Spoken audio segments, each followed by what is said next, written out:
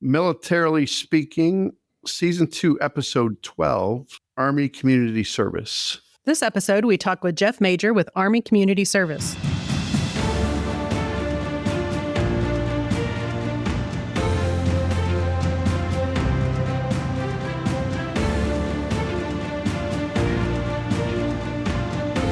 Welcome to Militarily Speaking, brought to you by Armed Forces Bank. This is Tom McLean and Jodi Vickery. I'm the Military Retail Executive for Armed Forces Bank, and I'm going to leave this one alone. Jodi is the Chief Digital Officer, which is really probably the most important job at the company. At least in my mind. Right. Yeah, no. And actually, we'll work in for Jeff's food. mind, too. We'll work for food could be an appropriate title.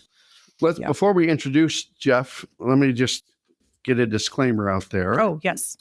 The views and opinions shared on today's episode are those of the speaker and do not necessarily reflect the views or positions of the Department of War or Army Community Service. Today's speaker, Jeff Major, joined us on his own volition and was not compensated for his participation. So after going through all that, we are thrilled. Welcome. We are glad you're here. Yeah. We're glad you're here. He fought the good fight and he still showed up today. Yes. No, we're glad to have you. Jeff and I actually go way back to a prior life. So it's good. It's good to see an old friend again. I know you, Jeff, but our audience may not. So I'm going to take just a second and share a little bit about your bio with our listeners.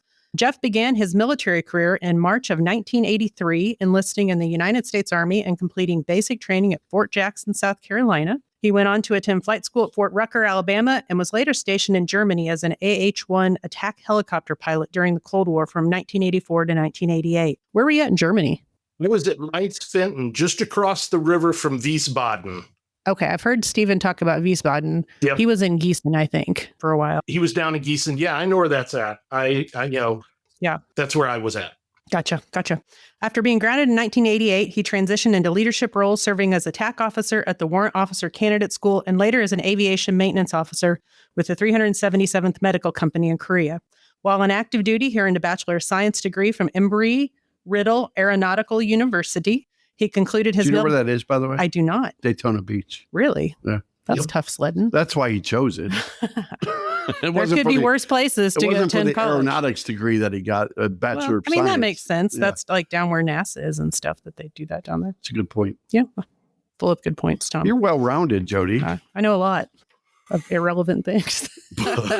He concluded his military service in 1993 after 10 years, departing at the rank of CW3 or Chief Warrant Officer 3. Following his transition to civilian life, he spent a decade leading teams in the retail and travel center industry before entering the financial sector in 2003. He joined a company specializing in personal loans for military personnel and became an accredited financial counselor, AFC, through the Association for Financial Counseling and Planning Education, or the AFCPE, in 2005. Over the next 20 years, he built a career in banking and lending, and for the past decade, he has dedicated himself to serving active duty service members and veterans facing financial challenges. He currently serves as a Personal Financial Readiness Specialist at Fort Carson Army Community Service, ACS, yes, Fort Carson, where he continues to support the military community with financial education and guidance. That's a good bio. It doesn't do service to all the good I know that you've done for a lot of military families over a lot of years. So it's an honor to have you on the show. You know what I learned about him? What? He loves what he does. That is true. He has loved financial education, I think, for as long as I have known him. I think he'll do it for the rest of eternity. That is probably also true. So welcome, Jeff. It's an honor to have you here. I would think most of our audience is somewhat familiar with ACS, but I don't want to assume that. I'd love for you to start by just sharing kind of a top line view of what ACS is all about with our listeners, and we'll dive off into questions from there for sure. Sure. So ACS is a little gem that, you're right, Jodi. A lot of people aren't aware of what ACS has to offer. And I have to be one to admit, before getting this position, I did not know all of the things that ACS had to provide for service members. I just went through the other day and I was counting up all of the different programs that are available at ACS. And there's 14 major ones. There's some subcategories, but we won't go into those. But it is just a plethora of things to help our service members understand or how to connect with the resources that are available. And there's a few that just jump out at me. We have the Army Volunteer Corps that is housed here. They help match up people with volunteering opportunities, either on or off post. One of the things that makes everything run smoothly is having that group of people that are willing to help. Another program that is actually under the ACS umbrella is the Exceptional Family Member Program, EFMP.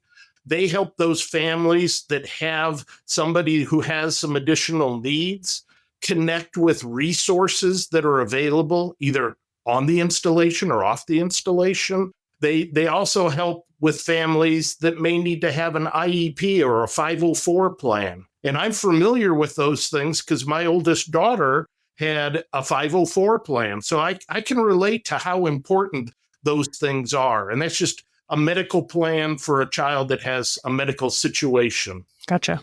We also have employment readiness. And I have to give them a true shout out because if it wasn't for employment readiness, I probably wouldn't be sitting where I am today. The folks at Employment Readiness helped me with a resume, because it's called a federal resume, because it's much different than those civilian resumes. And I had no clue. I mean, I sent mine over, and the gal that was working with me, she kind of chuckled and she said, "We got some work to do here." And I was like, okay. Luckily, she was able to straighten me out and get me headed in the right direction. But they are a wealth of information. They do mock interviews. They help with, like I said, the federal resume and USA Jobs.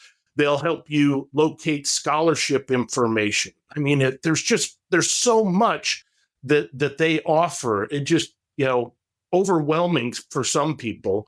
And then one program that I wish I would have known about some years ago, and Jodi, you might appreciate it. It's called the New Parent Support Program. They actually have boot camp for dads.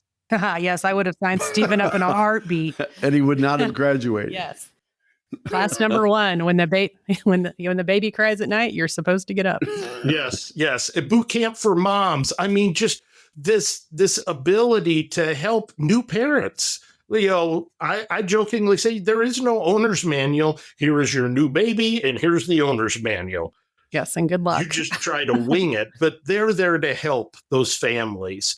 And when you look at the demographics of our young service members, they tend to get married earlier. They tend to have children earlier, and they don't have a support system around them because most of the time they've moved away from home.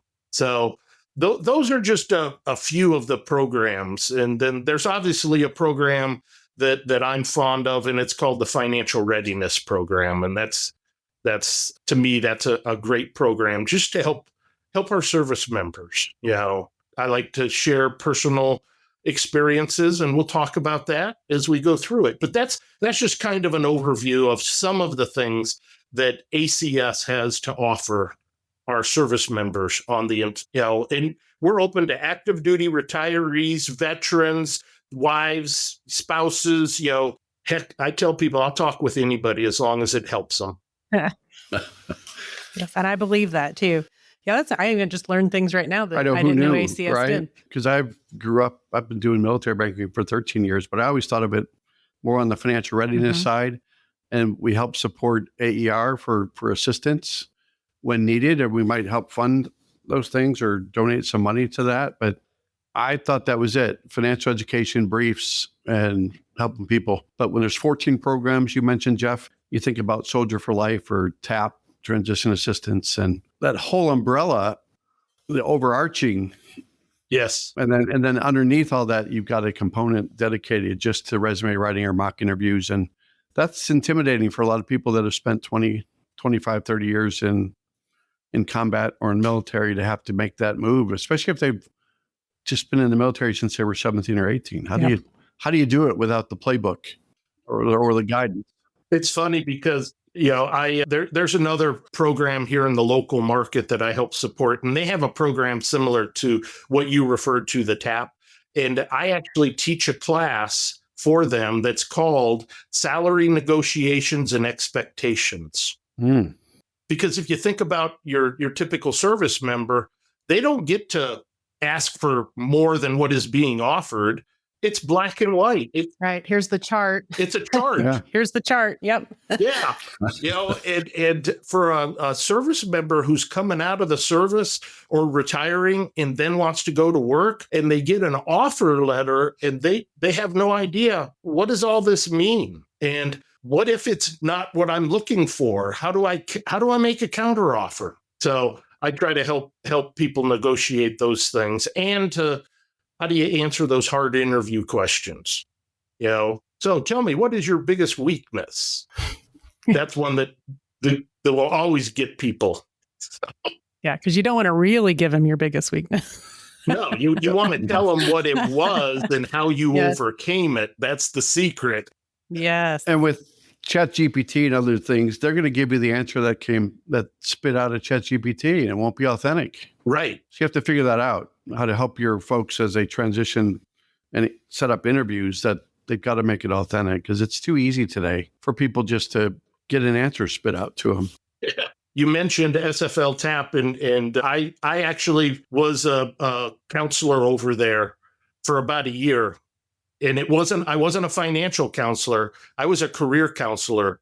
And they really wanted somebody who had more college education. I just had a bachelor's degree. And I told the lady, I said, ma'am, I have a master's in life. And she was like, you're right. And then some. And then some. Yeah. Maybe a doctorate. Who knows? Right? I don't know if I'd go that far. Speaking of going far, when we go back to your military life and then getting into the financial services, financial education side of the house, is how did you know? That's almost the why behind it, right? Jodi and I talked about that with our guests too, is what got you into it to a point where you knew? Because a lot of people don't know what they want. They might say, oh, I'm an engineer, I want to go accounting, IT, cybersecurity, human resources. They always think about things and they try to translate them from military life to civilian life. But how did you know education? Was it family related, or was it something else? Way back in the Cold War era days, when I was still flying attack helicopters, we all had to have additional duties. And one day the commander came to me and he said, Jeff, you seem kind of smart. We want you to be the VITA, Volunteer Tax Assistance Officer. Yeah. And so my first year, I said, okay, well, this sounds interesting. So I went off and went to a week-long course that was taught by the IRS. And it just kind of drew me in. I was like, and I learned how to help soldiers do their taxes. Granted, this is long before we had all of this electronic stuff that we have now. This is where you actually filled out the forms. Yeah, the old 1040 easy on paper. Yeah, exactly. And attached a copy of your W-2 form and fold this fold first and this fold second and mailed it in. Yep, all the things.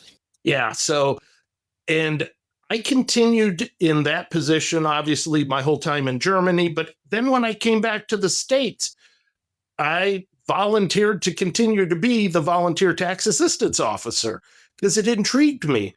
And what I really enjoyed about it was I was helping people with something that seemed very, very complicated, and I was educating them.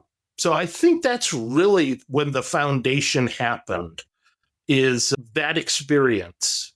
And then, then leaving the service and going into retail, I still did my own taxes, but I would talk with my employees because I ran travel centers that had 100 employees. Here's your W-2 forms. Make sure you file your taxes. And if you got questions, well, I'm not a CPA, but I can sure give you the foundational explanation of what they're asking for. So that's when it started. By the way, at what point, when you have that many people, employees, when do you talk about 401k or retirement and planning for that and knowing what the value of money is 35, 40 years down the road? I always tried, as I brought them on board and told them, because many of the companies that I worked for, they all had 401ks. And, like I said, that offer letter, when I would make that verbal offer to an employee coming on board and they would accept it, I'd say, okay, now we've got to finish off the requirements. We're going to actually send you an actual offer letter with all of the benefits that are included. And I would tell them, hey, one of the benefits that this company is offering is they have a 401k, and they will match, as long as you're putting in some money, they will match up to a certain percentage. And that to me was, trying to educate them. This is money for your retirement. This is so important that you start today. Yeah, you're 21 years old, but start today. 40 years from now, you'll be a multimillionaire if you keep doing it. And the worst thing that I tell them is don't cash it out after you leave the employment. Because somebody in the family, we won't mention, every time they would leave a job, they would cash out their 401k. Oh, wow. Yeah. They never rolled it. They're broke. Yeah, that hurts. Jeff, in the era of instant gratification and job hopping, it's very tough for any employment candidate or future hire to understand that. Yeah. And that feels like I think when, I won't age Jodi, but when I grew up in the banking industry, I know you're aging gracefully. Timeless. But 37 years, I mean, you had a banking career and you just did that. Yeah. And now if you're in a job for 8 months, you're about heading for retirement because you're thrilled you were there that long. Gosh, you've been here for a whole year. Hopefully longer than 8 months. Yeah. Hit it for the toaster. Yeah. So you had mentioned, Jeff, a few of the other programs, but I didn't know if there were others you wanted to mention by name, or I do want to give you plenty of runway to talk about the financial readiness program specifically, because I know that's near and dear to your heart. Yeah, I mean, there's just a couple more. We have a survivor outreach program, SOS. And so in a chunk of the financial readiness people, we help, heaven forbid something happens, but it does because that's life. We will work with the survivors to look at things from a financial perspective.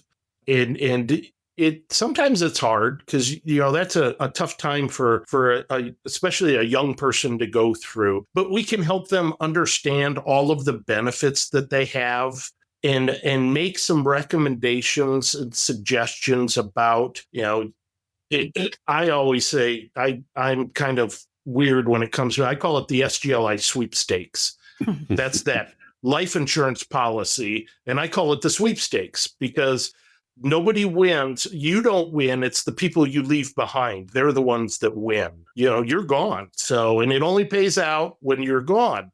And we want to help them understand what are some of the opportunities and what are some of the ideas? Because a lot of them, all of a sudden, there's $100,000. The death gratuity is paid out usually within 48 hours. $100,000 just paid out. Oh my gosh, what do I do now?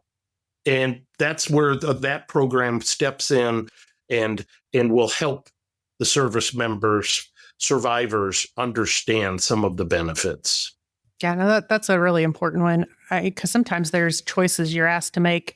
I don't know about survivor benefits, but even as people are exiting the service, choices you're asked to make, and you only get one shot to make that choice, and you can't make a different choice 5 years later if you're maybe more mature, you have a different outlook. That choice is set in stone for life, and you can't go back and undo it. So especially in a situation, a survivor situation, where obviously there's other things on their mind, I'm sure, besides financial affairs, having somebody there to help them through that, I think, is really important. Yes. Yeah. That's a good one. That was the other major program. I mean, there's some others, but, I just wanted to key off of what I feel are to me, and from a personal experience, all of these, are important. I had no clue that they even existed. And when I was in active duty, ACS, that was just that building down the street around the corner. Some acronym. Yeah. There are a few of those in the military. Yeah. That, never knew all of the things that were available. I think when Jeff opened, his opening stanza was beside using the word plethora, and I really appreciate that, that's Jeff. Tom's favorite word, Jeff. Did you know that? We've used that 19 times. It's like his Easter egg in every podcast, if you go listen to And he nailed it. I know. Did you tell him to do that? No. Okay. But when he first started talking, he said ACS is a hidden gem. And now I'm understanding why. It has a plethora of programs. I know. Plethora. So what are you seeing today? I think this is our 98th episode. Yes. and our last one. So what are you seeing in the landscape right now of what issues are impairing or impacting our military community? We've had our guests over the several years that she and I have been doing this, from homelessness for veterans to food insecurity to mental health issues to, you name it. And most recently, the government shutdown, and then people have to adapt to that, right? And figure out how to deal with that. But what are you seeing maybe in 2025, or even what you see in the future, if you can prognosticate with your plethora of ideas? There's that word. Yeah. Twice. Oh my gosh. I think and this is me, I think one of the things that I see is a lot of our young soldiers are the new kids, the youngins, the ones that I'm their grandfather because I'm that old. Yeah. They have a lack of financial literacy because, and it's for a couple reasons. One, we're not teaching good financial principles in schools. We have failed our children when it comes to that. Or it might be the fact that they came from a household that didn't discuss finances and go through those things. Again, because I've been around for a long, long time, I remember when I opened my first bank account. And I came home and I said, Mom, hey, I opened up a bank account down the street at that bank. Oh, good. Well, come here. I'm going to show you how to write a check, because back in the day, we used to do those things. Huh? And this is how you record that in the check register. So now you subtract that from what is in the account.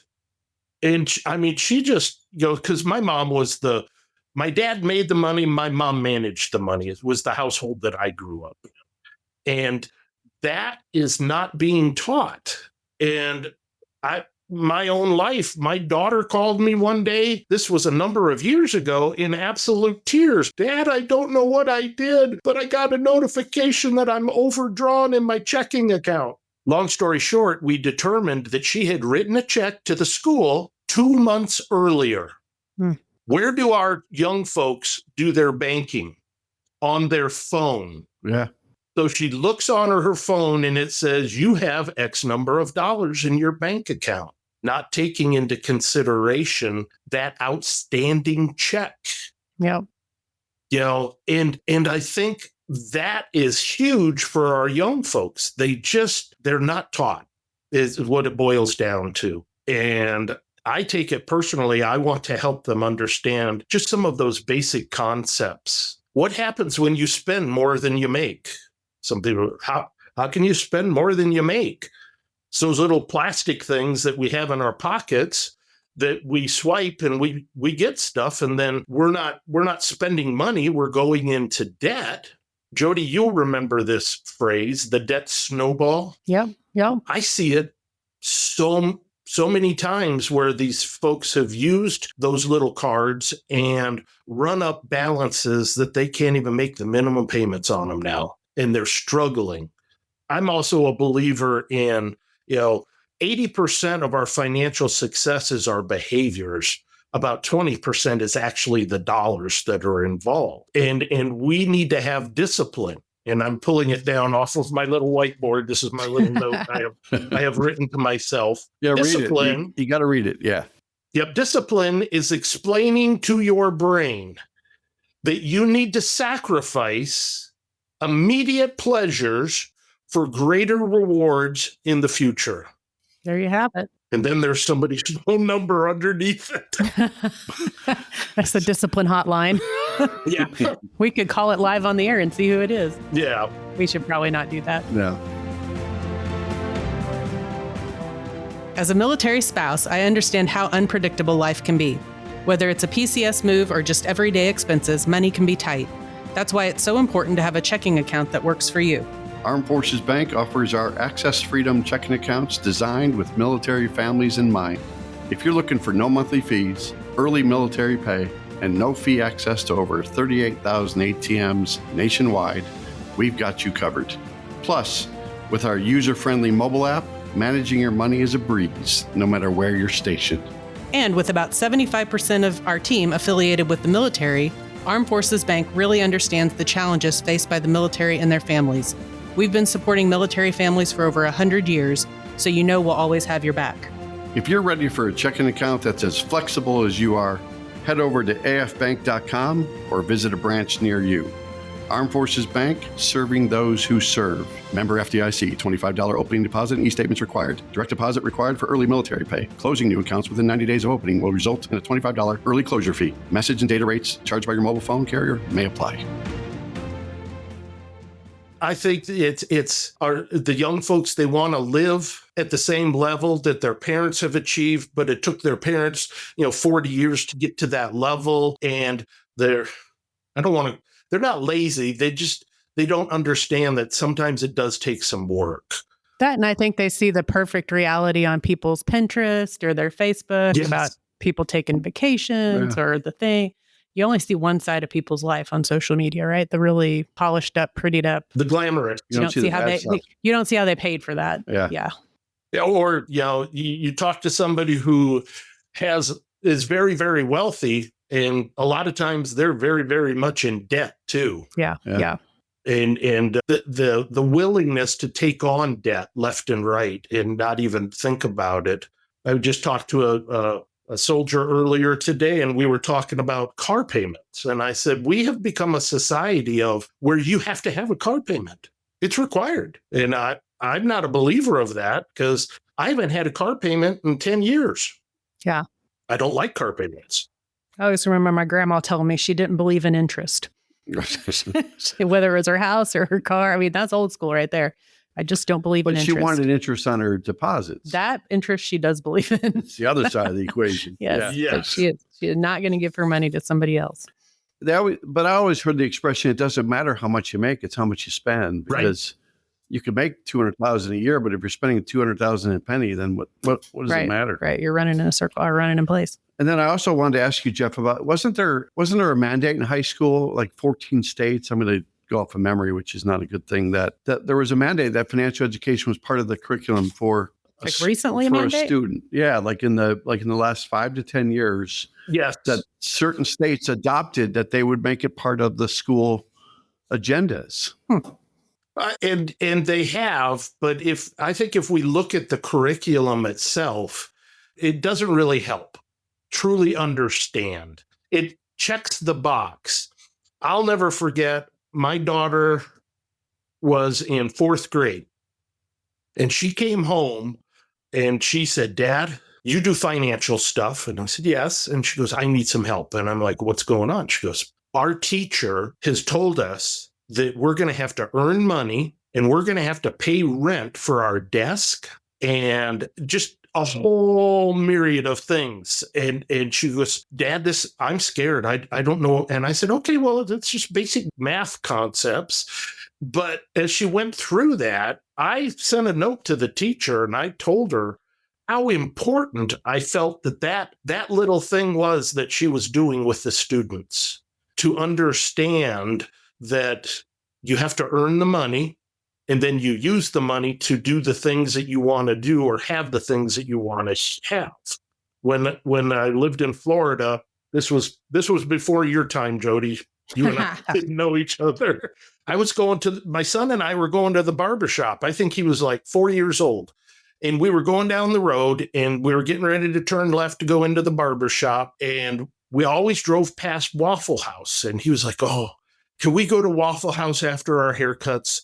And I was kind of like, "Dad doesn't have the money right now for us to go to Waffle House." And he said, "Well, just pull in there." And he was pointing to our local bank that I banked at, "and put your card in the machine and it'll give you money." Magical. Yeah. Magical machine that gives you money. I have to get one of those machines.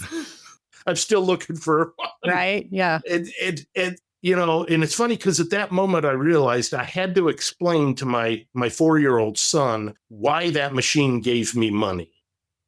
And again, those core concepts, I can't stress enough how important those are, that we as parents or as educators, wherever we're at, we need to share, and personal experiences. This whole thing this is my personal experiences, things that I've lived through. And I, knock on wood, have to say I am one of those people that is debt-free. I have no debt at all. course, I don't have anything, but I have no debt at all. I don't own anything, but I don't have any debt. Yeah. Right. Very good. I want to switch gears just a little bit, Jeff. Obviously, Tom and I are here as representatives of Armed Forces Bank, but on every military installation, there's typically a bank, there's a credit union. What is kind of your expectation, or what is your hope for how financial institutions, whoever they might be, could reach out and partner with ACS? Are there opportunities to work together to help military families achieve some of these financial goals that we're talking about today? Hey, Jeff, before you answer that, the views and opinions shared on today's episode are those of the speaker and do not necessarily reflect. Okay? Yes. I got that out of the way. Yes. So, yeah, what is Good job, Tom. Permission to speak freely. Yes. You've been doing this for a while, so why don't you just, talk to us about how the banks and credit unions can collaborate? I think one of the things, again, because of that lack of financial literacy with our service members, if a service member walks into a financial institution and says, I would like to open up a checking account, that they don't just go through the formality, sign here, sign here, sign here, here you go, here's your documents. That somebody should sit down and start asking some questions of that person to ensure that they understand how this product works, because that's what it is. It's a product. How does this product actually work? What happens if you do this? What happens if you do that? So that they have a clear understanding of what that is. And I think the other thing that they can all do is just somebody come over to ACS and sit down and talk with the financial folks or whatever department they want to talk to.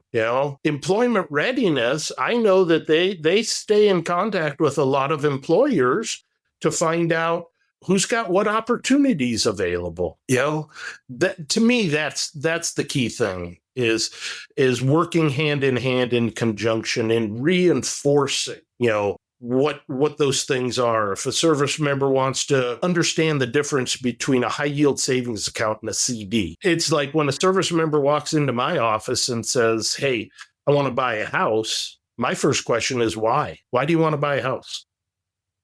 And I make them explain to me why they want to buy a house. Obviously I'm looking for some key indicators of why, but some of them it's, because my buddy told me that I should buy a house.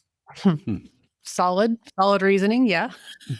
Yeah. Your buddy said buy a house because you're getting BAH and you shouldn't be paying rent. Well, you got to look at the whole picture. How long are you going to be here? What are you going to do with that property when you move? Those considerations that long-term planning, So I think our financial institutions just need to work with whatever organization it is that's on the installation that they're on, is walk in the door and come in and say, hello, what can we do together? Is there something we could do together? And I don't know all the rules. Yeah, no, I think that's right. And I think just general awareness. Yes. I mean, because even at the top of this conversation, I think Tom and I both learned something new that we didn't know maybe that ACS did. So if you're there and ACS is in your backyard, be aware of those things, because most often when somebody's in one of our branches because they have a financial need or something going on, there might be a program that if we're informed, we could send them ACS way to see if that you could help on that end of it. Yeah, recognizing the tools that are available to you and the resources. Yep. Hey, Jeff, what's the website where if people wanted to go visit ACS? Well, if you go to the general ACS website, it will give you the ability to select an installation. You can select whichever one. And it's going to take you to that ACS's website and show you the services that are available. Again, because there's so many of them. Did he just skirt the answer, though? So we should Google Army Community Service, yes. And then at some point, you type in the installation either at which you're occupied or where you might be PCSing. Yeah, I think, and can't quote me on this, my personal belief, I think it is armymwr.com, something to that effect. You win. I feel like I'm in Willy Wonka, right? You win that gobstopper, right? Oh, gobstoppers are super good. Yeah. Everlasting gobstopper. Yeah. Well, thank you. I'm so happy. That's now one of his top 3 favorite movies. Willy Wonka, the original Willy Wonka. Gobstopper's a solid candy choice. Oh, I remember seeing that when it came out because I'm that old. Yeah, kind of scared me, but Violet scared me. When they went down the tunnel, that was a little intimidating. Yes.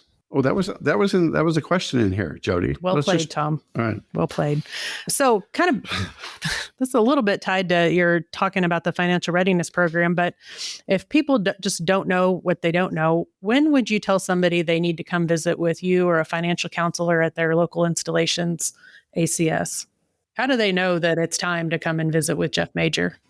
It's funny because I tell them whether things are going well. Hopefully, it's not only because you're coming to see because things are going poorly. I tell them, come and see me even though things are going fantastic. And they kind of tilt their head and they're like, why? And I said, because maybe I can learn from you what you're doing that are making everything go fantastic for you. And share that information. Or maybe there's a couple little tweaks that you hadn't considered, because, my goal is to share information to help people make good, sound financial decisions. That's my little tagline that I share with everybody. What's your job? My job is to help people improve their relationship with money. And I do that by giving them information to make decisions about their money, because it is their money. So I tell them, I said, I don't care where you're at in your career. You just got here, you're getting ready to retire, or you've been retired for 5 years. I had a gentleman the other day come in. He retired 5 years ago, and he came in and he said, I just need a little help understanding some of this stuff. I said, okay, well, let's get together. Let's talk about it. We'll figure it out together. You know what? I think that's a great answer. I think information, education, sharing, giving them resources. That's all well and good. But then when they walk out of your door and they make a decision about what you've told them to do, but it's not the right decision. Sometimes failure is the best medicine and the best education. But do they ever ask Jeff to say, thank you? I still don't know what to do. Because of the way things are structured, I can't tell them you have to do this or you have to do that. Right.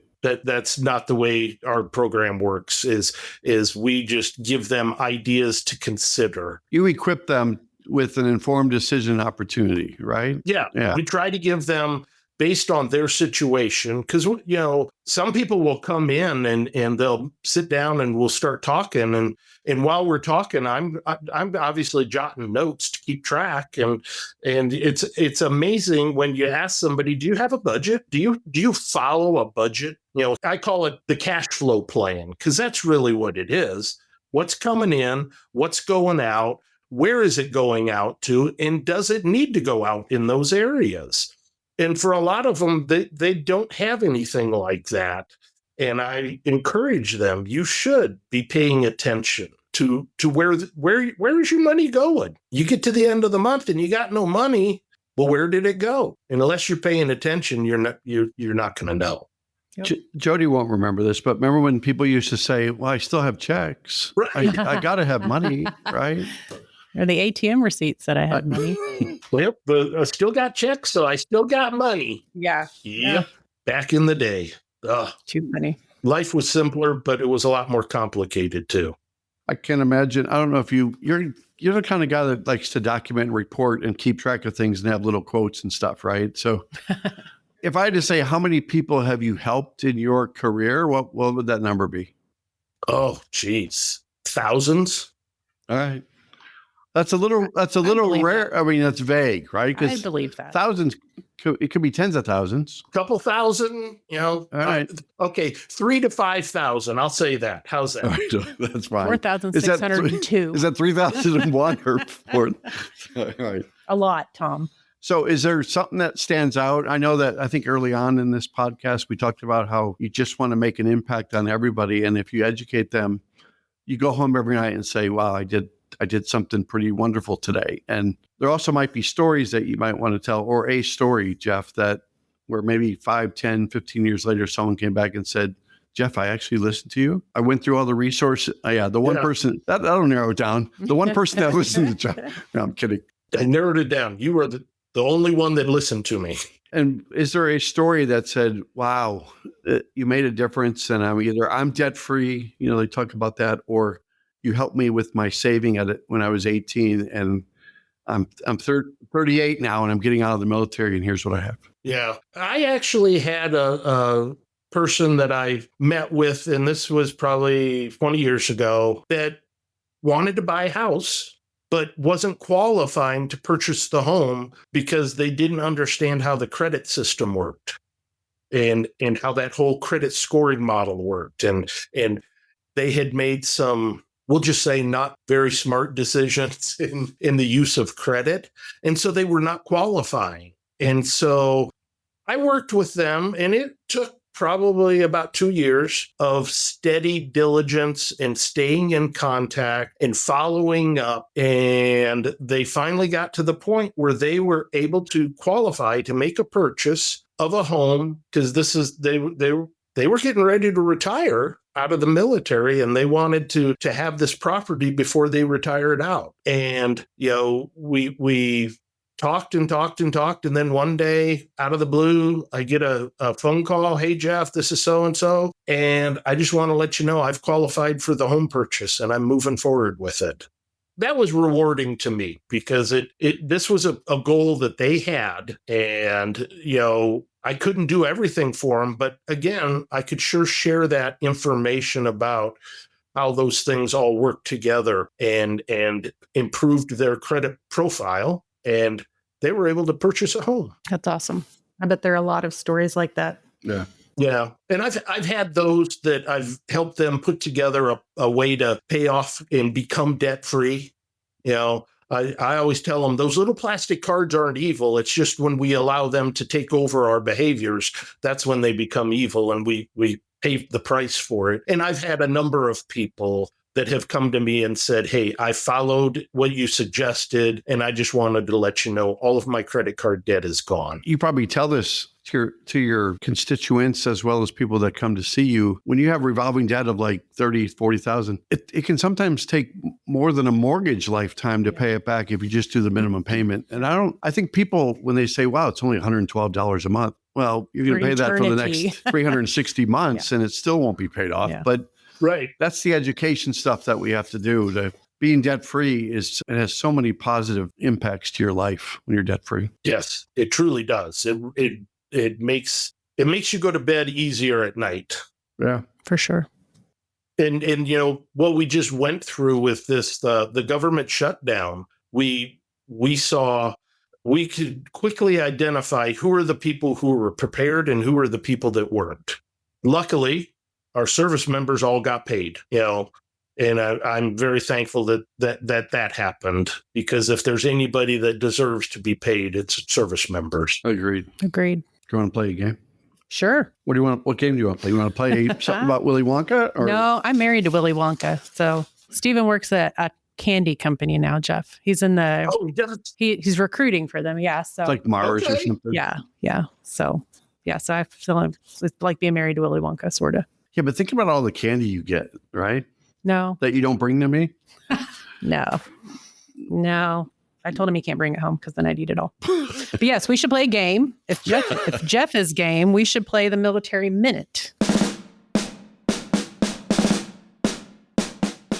And being that he's actually listened to a plethora of episodes. Yes. Right? Does 2 count as a plethora? Not a plethora. Just a couple? 2 is not a plethora, yeah. By the end of December, it will be a wide We'd like you to spend your range. Christmas holiday, Jeff, listening to Tom's voice in your ear pods. Yes. as would anybody want to do. Jodi? So our Military Minute game, it's a cute little trivia game, Jeff. We rather like it here. The first question, if you know the answer, you're welcome to say it out loud. But you don't like the answer. Well, it's a very long, right. it may or may not be right. It's very long. Right, so it's about West Point. So who purchased West Point back in 1790 for the grand price of $11,085? And under what 2 names did West Point operate before officially becoming the United States Military Academy at West Point? Jeez, that's a lot, Jodi. I can't even with you. Wow. I know. So it's fair game to say, Tom, that's a really long question and nobody would know. Yeah, but do you think Jeff knows it? I mean, he knows. I don't know. He said he was a smart guy, right? Well, you have to go back and look at my military career. I was a warrant officer. I was not a commissioned officer. I'm embarrassed to, we kind of look down our noses in the aviation field at the commissioned officers. So I do not know the answer to that question. I think that's fair. I don't think anybody other than Google knows the answer. But even to the as question. an Embry-Riddle Aeronautical University Bachelor of Science degree, you figure with that mouthful, this was probably not in the curriculum. Right. So, but if you're in our audience and you're handy at Google and you answered that it was Alexander Hamilton who purchased West Point in 1790 for $11,085. And prior to being the United States Military Academy at West Point, it was named Fort Arnold and Fort Clinton. Then 1, you're very good at Google. And 2, watch for your name to be dropped as the lucky winner of $50 for yourself and $50 for a charity of your choice. And it might be Army Emergency Relief. Yeah, could donate. Could be donating to that. Could donate to that. Yeah. So this week's Military Minute, though, Jeff, you can't answer, even if you know, because we're going to tee this up for our audience when this episode drops. This one's a kind of a pop culture thing, which you haven't done for a while, Tom. And it's not a 2 or 3 part It's question. a one-answer question. Thank you. Hallelujah. This week's Military Minute takes us to a question about pop culture in Colorado, where Jeff hails from. What 1990s TV show starred Jane Seymour as a 19th century doctor who settled in Colorado Springs at the foot of the Rockies? Jeff is about to burst. He knows the answer. Do you think he does? Nod if you know, Jeff. Oh, yeah. Delayed I nod. know. Yeah, Jeff's wicked smart. So if you're in our audience and you know who that is, when this podcast episode drops, make sure you comment that correct full answer and watch for your name to be selected out of the people that got it right for $50 for yourself and $50 for a charity of your choice. I actually probably would have known that one. Maybe. Did you ever watch it? No, but I probably would know it Just because. just because. Dale, did you know it? Dale's smart. No, he just nodded his head. I could have said it's dark outside, and he just not. All right. Jeff, if you enjoyed today's episode as much as Dale did, go out to afbank.com, subscribe to the show, make sure you rate us, leave us a comment about what you think Jodi does for a living on your favorite podcast platform, such as Apple Podcast or Spotify and YouTube. Jeff? I feel honored. Thank you very much. It was Not that awesome my to see rating you matters, again, but, and yeah. I'm glad this worked out today for you to join us. Yes, and I'm glad we were able to, work through the scheduling things. Always a pleasure, and thank you so much for allowing me to, share my personal experiences over the years when it comes to personal financial challenges. Very good. Thank you so much. Copyright Armed Forces Bank, member FDIC, equal housing lender. All non-Armed Forces Bank owned apps, websites, company names, and product names are trademarks or registered trademarks of their respective owners. Their mention does not imply any affiliation with or endorsement by Armed Forces Bank of them or their products and services. They are merely used as examples of the many available apps, companies, and websites that offer similar services. Before using any app or website, you should carefully review the terms of use, data collection, and privacy policy. Apps may have an initial cost or in-application purchase features. This information is general in nature and is not intended to be legal, tax, or financial advice. Although Armed Forces Bank believes this information to be accurate, it cannot ensure that it could change. Statements or opinions of individuals referenced herein are their own, not Armed Forces Bank. Consult an appropriate professional concerning your specific situation and respective governing bodies for applicable laws, such as IRS.gov for current tax law. Armed Forces Bank, the Armed Forces Bank logo, and the Militarily Speaking logo are registered trademarks of Armed Forces Bank.